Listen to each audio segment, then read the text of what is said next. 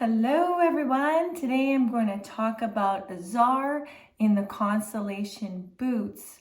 This is going to be a short informative video to share with you my Akashic findings about the beings on IZAR. A lot of the information that I was finding on IZAR, about IZAR, it was really negative.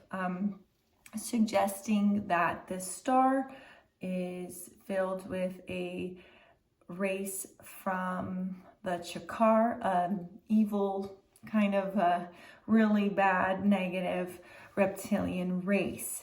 Now, when I was doing a galactic astrology reading, a quantum soul guidance reading, my client was from IZAR, and I was reading the Akashic records, and there was absolutely nothing negative that I was finding. So I reached out to a few of the other practitioners from the Quantum Soul Guidance course, and they too have found that some star systems that have a negative reputation, that isn't always the case. So I wanted to share and bring this to light. So I'm going to share my Akashic record story findings about the IZAR, and it's quite out there, so take what resonates, leave the rest, and just approach this video with an open mind, especially if you have IZAR in your chart and you feel almost guilty for having it because it's associated with these negative reptilians. That may not be the case. My experience going into the Akashic records with IZAR was very beautiful, actually, but there was a time that I saw that maybe was not. Now, these beings on IZAR were very tall. I'm gonna say about 7 feet and taller, like a bluish pale skin, and they are linked to a form of dragon beings, but I was not able to receive the name just yet, so that piece might not be ready to come out yet.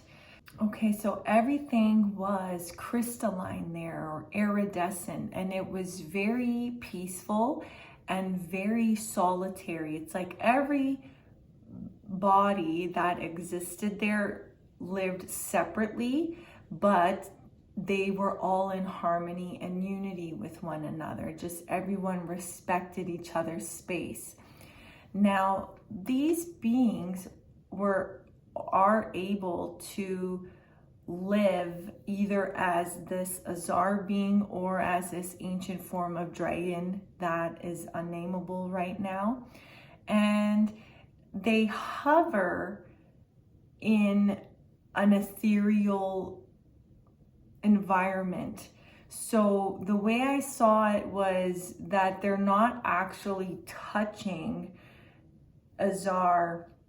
They're slightly above it in an ethereal layer, and they are completely invisible to an outside being coming in. So this is what I saw in relation to the negative reptilians.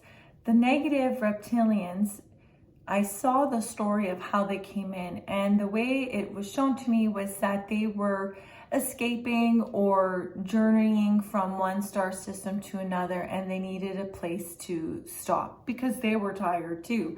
So they stopped in IZAR for a while, and they could feel that there was something in IZAR, and some of them wanted to stay to understand, like, what am I feeling?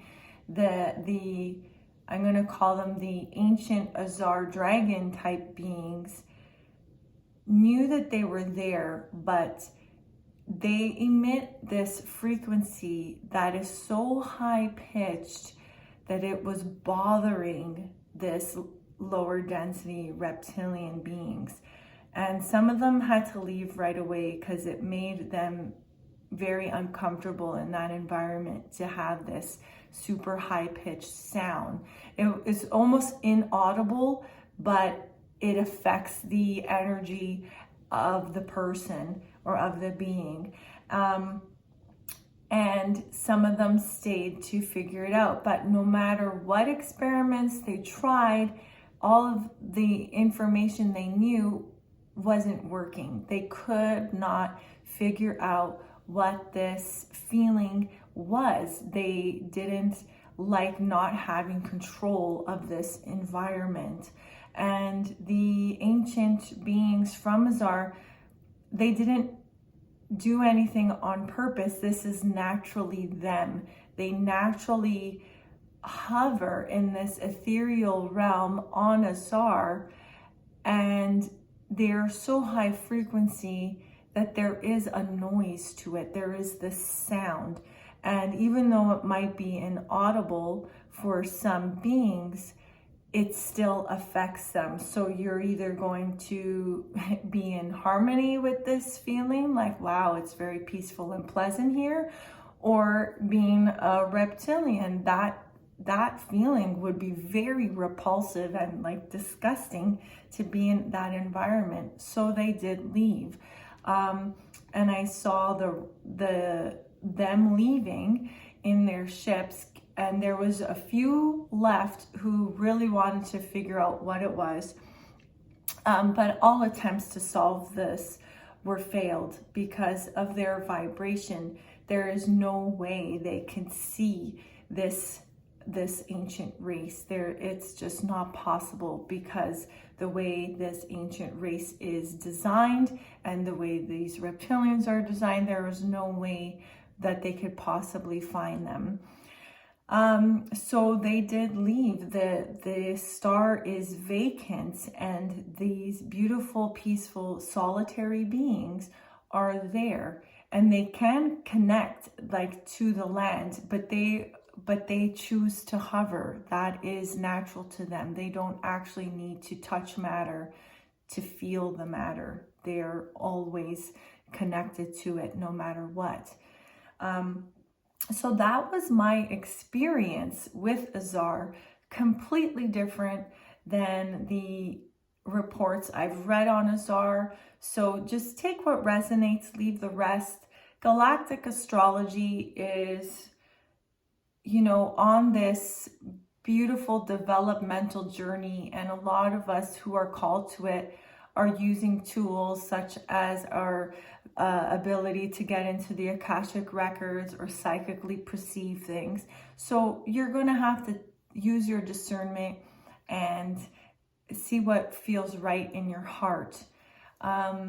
Okay, so I hope this shines light for anyone who has IZAR in their chart in the Bootes Constellation, to know that you're not doom and gloom if this is in your chart, because in my experience, the person I was reading for was extremely high vibrational. They had the galactic super points over 12 times in their chart, as well as all 4 royal stars.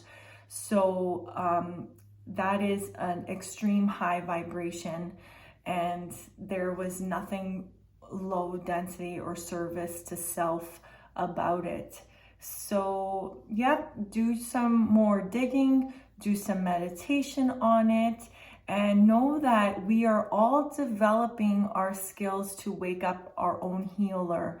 So we are getting close to that time where we really need to heed our inner wisdom. Use other sources to be your inspiration, to help you discern, but above all, you will find the truth residing in your heart. So I hope this serves you well. Wishing you love, peace, unity, harmony, and namaste. Bye.